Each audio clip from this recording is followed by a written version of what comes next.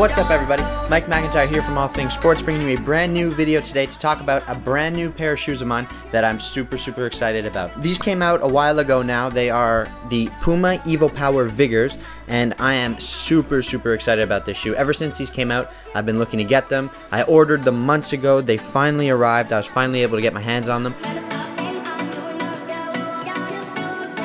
There you have it. So these guys are the Puma evoPOWER Vigors. Now, specifically the Vigor ones, and this colorway is the black, white/silver, and pink. So the pink kind of acts as an accent color. You have it over here just on the lining of the collar, and as for the sole plate itself, it's right there in this sort of transparent pink finish. You have black that acts as the main color, as you can see obviously throughout the entire upper, and then just this silverish and kind of white. It's like a mix between a metallic white and silver finish.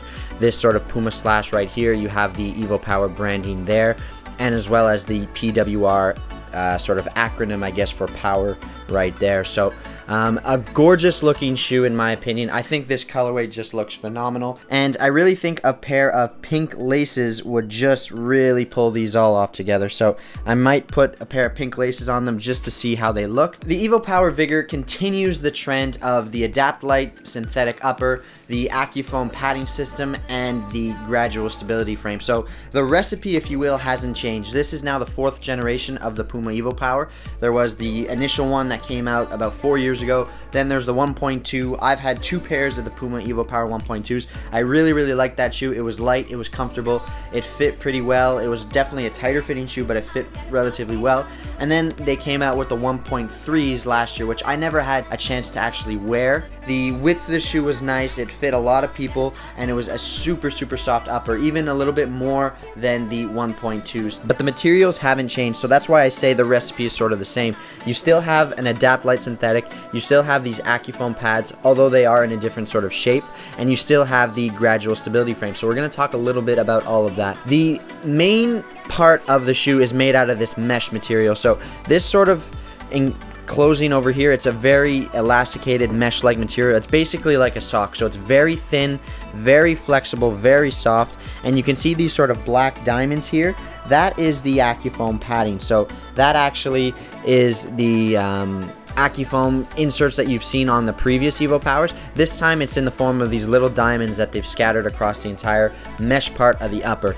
The second layer, if you will, that forms this sort of toe box and the area around or just on top of the mesh is the Adapt Light synthetic. Now this is a microfiber synthetic, and you can see just by how I'm pressing on it here, it is super soft, super plush, extremely comfortable, extremely flexible, and to be honest, it's probably one of, if not the softest upper I've ever felt from right out of the box. It's absolutely incredibly soft. From everything I've read and seen so far, I really think the upper lasts or is quite durable from what I've read, so I don't think there's going to be too many issues with that. Again, the sole plate right here is something we've seen before. Now this one was introduced on the 1.3s, but the entire gradual stability frame has been implemented on the evoPOWER line since the beginning. So the idea is it needs to be flexible in the forefoot where you'd want it to be flexible, but stable and responsive in the midfoot and heel area where you're, putting a little bit more weight and pressure on the shoe itself to change directions. You can see it's got this spine right here, so this aids in the stiffness towards the heel and midfoot,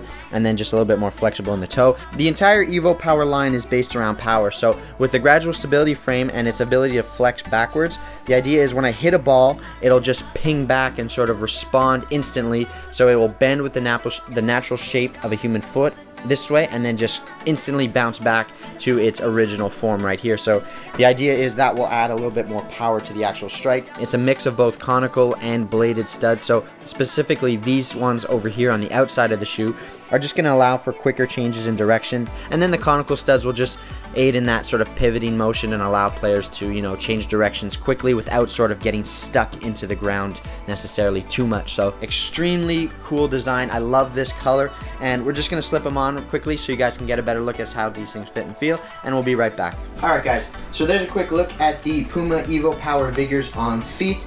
These are extremely comfortable. They are probably one of, if not the most comfortable shoe I've ever tried on from right out of the box. My toes are, you know, able to move around comfortably. The material is just super, super soft, and they fit very, very well. They accompany wide feet very well. I have a wider foot, so this sort of wider platform and this wider sole plate really makes for a comfortable experience from right out of the box. I think they have everything that you would look for in a modern soccer shoe. They're light, weighing in at only about 7 ounces or 7.5 ounces, something like that. They've got a nice, very soft, very flexible microfiber synthetic upper with that Adapt Light construction. The Accufoam pads make it super, super soft, and the mesh sock liner base is right up there with the Flyknit and Primeknit game of the other two brands. So I'm wearing my usual size, so I would strongly suggest going true to size with these. Some people do think that you can go up half a size with Puma, but in this model, I personally got mine true to size and they fit me perfectly. So I would strongly suggest going true to size for you if you're interested in a pair.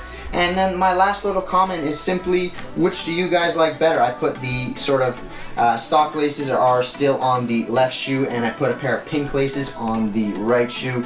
It's not quite the same shade of pink, but I do think it looks kind of cool. So I just want to know what you guys think down below in the comments. Let me know what you think. Would you rather see the black laces or replace them with the pink ones on my right foot? So that's it for this video, guys. Thank you guys very, very much for watching. Mike McIntyre, All Things Sports. I'm signing off for now. See you next time. Take care.